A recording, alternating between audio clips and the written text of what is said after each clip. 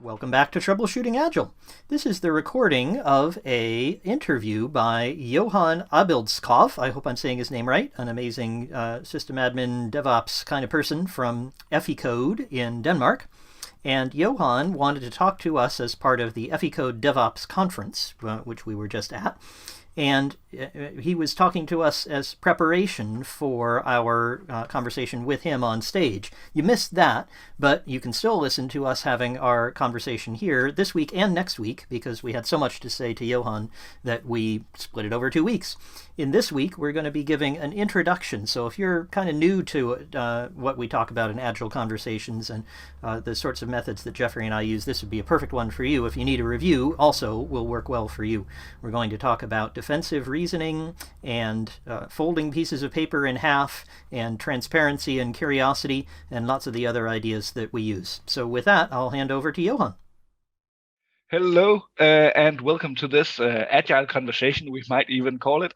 I am Johan, and I have the honor and privilege of being here with Jeffrey, Frederick, and Douglas Squirrel, who have written the fantastic book, Agile Conversations. I would have hoped that I could show it in physical, but I actually read it on Kindle. Perhaps you can help me? Excellent. Yeah, always keep one nearby, Johan. First failure. Yep. We'll catch that in the retro. But I work as a DevOps consultant, and I've spent much of my time in organizations and teams trying to improve how they work from both a technical and a cultural perspective. And often, even though projects like Google's Rework or Project Aristotle shows that things like psychological safety, collaboration skills are the key drivers of high-performing teams, I feel like we as engineers highly underprioritize the let's just call them the soft skills, right? And that has negative connotations. Yep. And people can tell you, Johan, you're such a fluffy consultant, right? And because we care about being able to co-create, people can question our technical ability simply by the fact that we care about other things than the hardcore technical. So I'm so glad that we can have this conversation and you can enlighten me and our lovely audience on some of the tools and techniques that you've developed and some of your experiences, because I know that I really enjoyed the concreteness and the applicability of your Agile Conversations book. So I really like the way that we can put culture and the way that we interact as humans at the forefront of everything. So we could perhaps start with this accusation that we can be too fluffy, or like that it is a inferior skill compared to the technical ways. Do you have any narratives that you talk to people about around that, or any thoughts about that? We have an old friend named Mark Coleman, who actually helped us with a book launch and all kinds of other stuff. Very clever guy, knows a lot about product marketing of software. And Mark likes to say that the soft skills, in inverted commas, are actually really, he uses a bad word here, really freaking hard skills. And I really like that comment, because that's absolutely accurate. I would say that following a person whose ideas we use a lot in the book, these skills take about as long to learn as playing tennis well. Not at world-class standard, not going to be Roger Federer, you don't need to be. But it's going to take you a few months of practice to get good at some of the skills that we'd like to teach. And so certainly we won't get through it in this session, right? We want to, and if anybody thinks they've come to this session and suddenly they're going to know suddenly everything about culture, it'll be natural and easy and it'll be smooth and it'll all be simple. Sorry, if somebody else has that, we'd like to go to that one. So tell us, what podcast, what session could we go to where we can learn that? Because we don't know that. What we do know is something that's hard, that takes lots of practice and knowledge and understanding, but that has tremendous rewards for actually getting all those things you'd like to do, like infrastructure as code and unit testing and maybe developers and operations being together in the same team. What a crazy, you could call that DevOps or something. all of those things are things you can accomplish better if you can adopt these skills. But they're not the skills you learned about at university. Nobody at university told you we're going to have to do difficult emotional work. And guess what? That's what we're here to tell you need to do. Yeah, I think I'd agree with everything that Squirrel just said. I think this idea of technical skills primary and soft skills, human skills secondary, is just a bit antiquated. I think it misses the idea of how much collaboration there is involved in modern knowledge work. So now, that's not to say it's not true for everyone. I'm sure there are people who happily spend their days working in technical isolation from one another and are perfectly productive, and that's what's called for in their environment. Most of the people I interact with, that's not their reality. In fact, they're embedded in part of teams. So you could say they work with people as much or more than they work with computers and technology. The difficulty is that they've never been taught how to work with people. And the impacts of that are significant. And as you mentioned, Project Aristotle found psychological safety as being the primary determinant of what made an effective team. So the impact we're talking about is not a small one. It's actually quite significant. Excellent. Thank you. So one thing that I noticed that Squirrel, you said, and feel free, both Jeffrey and Squirrel, to catch my question here. You call it difficult emotional work, and Jeffrey, you also kind of touch it. We haven't learned to work with these things, and I've had the privilege of participating in a conversational dojo where we did some work, and the promise that we were giving is that learning is painful or learning is uncomfortable. Learning is horrible. And I should clarify this. I get a lot of pushback from people when I say this. Say, oh, I love learning. As someone clarified, well, that means you probably love reading. There's a difference between learning something new and the kind of learning that happens in the conversational dojo. And I should say, what's a conversational dojo? It's a place where we practice the skills from the book Agile Conversations, or more generally, conversational skills. So just like you might have a coding dojo and a coding kata, we are doing a conversational dojo with conversational katas, where we will analyze our conversations in a certain way with the idea of learning how to do better. Now, the thing is that when we are learning about our contributions to conversations, it can be painful because we're not just learning a new fact about the world, we're learning something about ourselves, and generally something that we didn't believe was true. And I think this is what makes the work difficult and painful when it's being done successfully. And it's also why people maybe avoid the work. I often give the entree to this topic by, and might have a talk, for example, that says something like, "Are you frustrated? It might be your fault." And that is the reason for that is because people generally, when they think of frustration, they look at the locus of control as being outside themselves. I'm frustrated because of them. I'm frustrated because of those people over there. And when we do the analysis and we say, well, what's your contribution? People often say, oh, actually, I'm doing a lot to contribute to what I'm claiming to be frustrated by. So I'm still frustrated, but now it's actually because of me. And that is kind of a painful and uncomfortable moment.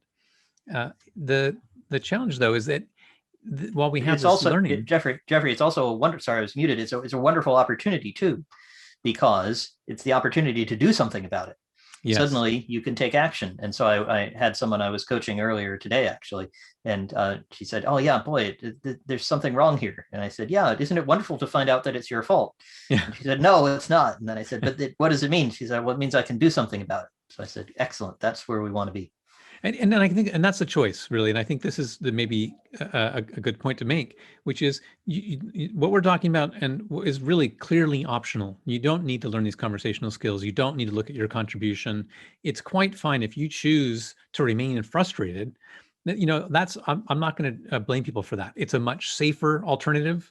I don't need to look at my own contribution. I can just blame other people, and we can sit back. We can all talk to each other and say, aren't we great and wonderful? And isn't the problem with those people over there? And we can feel good about ourselves. And if what's important to you is feeling good about yourself, then that you can prioritize that. If you want to prioritize being effective in a team, then I would advise something else. If you want to be effective in a team, then I would advise you do learn these skills, despite the discomfort. And the challenge, though, is that people won't recognize the fact that they need to learn these skills. And I think this is what makes this a very hard sell. People generally agree that culture is important. People agree that psychological safety is important. And they think that there's clearly, if we're going to have effective conversations, we want to hear from everyone. And they believe that they already do this, and they believe that they're good at it. What we're here to tell you is that you're probably wrong.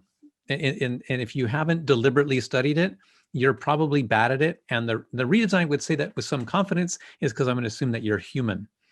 For those of us who are listening who are not human, love to get in touch and hear about your experiences, but it's not the one that we're familiar with. We're experienced with human problems, and typically human problems suffer from things like cognitive biases, and that leads to predictable types of behavior.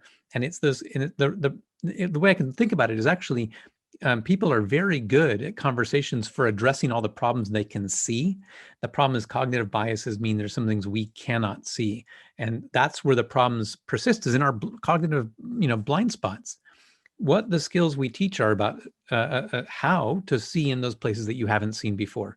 And when you do that, you see things you haven't seen before, and you see mistakes that you've been making all along, but were invisible to you. That's the kind of learning is horrible moment. You're like, oh, I didn't think I was doing that. I didn't think I was one of those people. I guess I am one of those people, because here, that's what I did.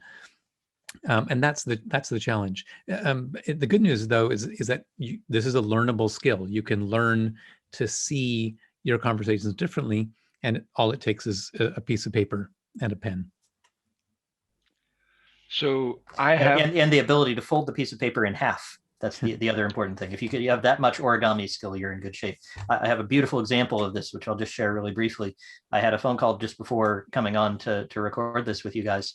It was a phone call from one of my clients in San Francisco, and she was phoning to say, I'm frustrated with my developers. I'm not getting the right thing from them. I want to do better. I want to use Jira better. That's where we started. And I said, could we role play for a minute? Could you just be the developer? I'll be you. And so I said, and it only took us like 2 lines of exchange. I said, I'd like to build this feature. And she, as the developer, said, sure. And I said, gee, it sounds like you might be sad, developer. Is that right? Are you feeling sad? And she said, wow, I could never do that. That's completely different. What would that be like? I could say that to a developer. We were off to the races. So that was the type of practice and learning that you can get from studying your conversations, making them a first-class element of your development tool set, something that you can work on and improve. And we're talking all about how horrible it is, and it takes you as long as to learn a game of tennis. There's amazing moments of searing but painful insight that you can get very quickly. So that's the upside. That is very interesting, and I think that you spark so many thoughts and reflections already. Even though I've interacted with you both through your book and your sessions, so it's fantastic. So one thing that I just want to address there, Squirrel, or ask you to elaborate about, is because one of at least the cornerstones for me, and I think for many of us, is exactly what you capture in that tiny exchange, which is about both psychological safety, like the space to be able to take interpersonal risks. But also we have this kind of saying there, trust is built in years and lost in seconds, or something like that, where at least for me, part of the border or first roadblock around this is daring to take that risk, or feeling like how is the right steps, what is the best first steps to be able to work around this, where you perhaps don't have all the skills in the teams, all the awareness, all the reflection. What are the first things you do? Is it just noticing and saying, I think this conversation has gone a bit amiss, and then let's just walk out, or something? What are some of the things that we can do? I'll tell you 2 very basic things that you can get started with, things that anybody who's listening to us, watching us, could immediately implement. And then I'll tell you a third one, which is a little more challenging, because I just feel like throwing in a third one. So the 2 are, first of all, say what you see. So if you observe something, and I modeled it in that very, very brief example, and the brevity of the example is important, that you can get a tremendous amount from a tiny piece. We only say get one piece of paper, fold it in half, so you're using half of it, because you don't need very much. And in that tiny example, I observed something just from her role playing. I mean, she wasn't actually the developer. Of course, she was role playing to help me help her. But in being the developer, she exhibited being sad. She exhibited all the signs, kind of looking at her shoes, and speaking with a kind of depressed sound, and so she sounded sad. And so I said what I saw. That was the first step. I observed that you might be feeling sad. If I'd been in a different situation, I'd been seeing her rather than on the phone, I might have said, and you're looking at your shoes, and I noticed that your voice is a little quieter. So I'm observing things that a video camera would record. That's the first part. And then the second part, the second action, is I'm asking a question. So those two elements, just in that one example, captures two of the key things that I think are really helpful, which is observable data. What can we work with? What can each of us see? And then curiosity. Does this match what you see? Because there are many other explanations for speaking in that way. I'm feeling deferential. I'm kind of scared of you. I'm concerned that you might not respect me. I'm feeling very excited to meet you, and I'm a very shy person, so I'm looking at my shoes and speaking quietly. There are lots of explanations you could come up with, and having genuine curiosity about what matches the facts that you just noted, using the first point, to ask questions about, then gives you a really great basis for having a trusting relationship. Yes, we both agree that you're feeling sad. Now let's see if there's something we can do about that, because I like you and I'd like you not to be sad. How could I help you with that? And the third one I'll just throw in that I was mentioning is we keep talking about folding paper in half. I don't know if I have time to do an example. We can, but I happen to have one kind of pre-done that's nearby me here, where I've taken a piece of paper and I've done an analysis. You won't be able to read all the words, but this is how much I've written about what each of us said. This is what I've written about what we were thinking and feeling at the time. That's how much you need. So the investment is not massive. And the kinds of changes you can make, like asking more questions and saying what you see, are small interventions. They're habits to get into that have tremendous valuable results, as they did for this product manager who phoned me from San Francisco and had her mind blown by a couple of lines. And the thing is, because what is she saying? She's saying basically, we have this team and there's some dynamics on it that aren't quite right. I'm not getting the results I want. I'm not quite sure what to do. And that sort of frustration that people might feel, that things just aren't quite right on their team. They're not getting the energy, dynamics, drive, collaboration, whatever it is. I think generally people are very good at sensing the dynamics, and they can just say, am I happy with the dynamics I have or not? And then now the problem is, if the answer is not, this is, I think, where what we talk about is very different from what you'll find in most Agile books or the DevOps books, or even DevOps days, talks, DevOps conference, things that will talk about culture, and they say how important culture is, and you need to collaborate. But then, and they say, well, yeah, and you collaborate by getting everyone, say, co-located, or if you're on Zoom, then you have virtual coffees, and you have need shared retrospectives, documents. Jeffrey. I just found it here on page 92 of the Scrum book. Here it is. Yeah. Older retrospective, do it this way. Exactly. And if that's not working, try a liberating structure. And and so try these things, do these different things. And here's the cookbook. And the problem is these actions sometimes work. And and that's not a problem. That's good. Sometimes it works. You just put people together, and human nature comes and they work things out. They're sharing a problem, they're sharing their ideas, and everything just works. And that's great. But the problem is sometimes it doesn't work. And we lack generally a theory about what's gone wrong. It's like things are going wrong, but I don't know why. There was that team I worked on that was great, and it had very different interactions, but I'm trying the same things. We have the same stand-ups, we have the same retrospectives, we have the same planning meetings, the same thing. I don't understand. We just changed the people. It must be a problem with the people. And that's not it. The problem is about this issue of human nature and understanding that for whatever reason, you were able to have the good dynamics before and not now, but you can change the dynamics as long as you can learn to see them and understand them. So, and that's where the Agile conversation comes in. We lay out 5 different conversations that are important for any high-performing team. The trust conversation, the fear conversation, the why conversation, the commitment conversation, the accountability conversation. And one kind of builds on each other. And all these actually are built on a foundation.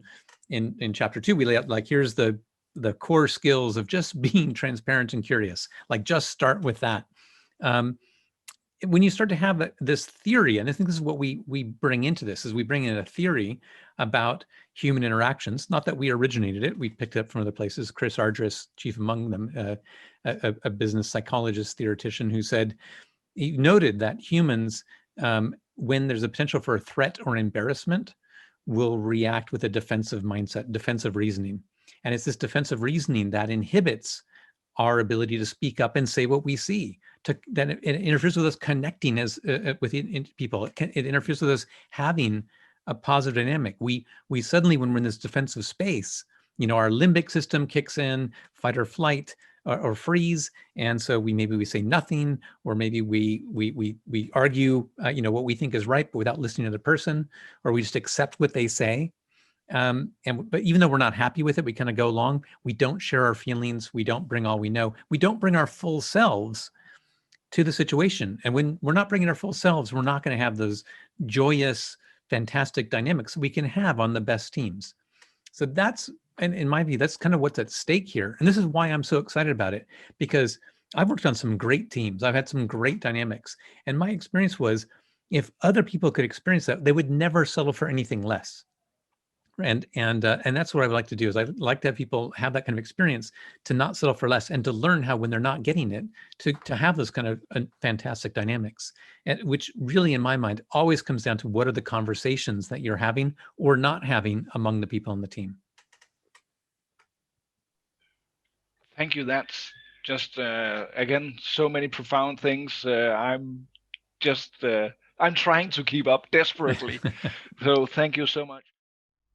Okay, well, that's the end of this week's recording, this piece of the interview with Johan Abildskov from Eficode.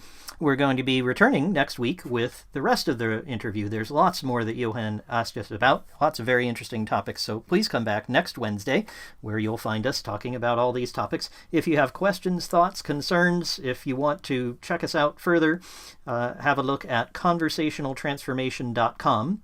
That's the website where you'll find our Twitter and email and, carrier pigeon, anything else that you can get in touch with us with. And we'd love to hear from you. We like hearing from our listeners. Thanks, and we'll see you next week.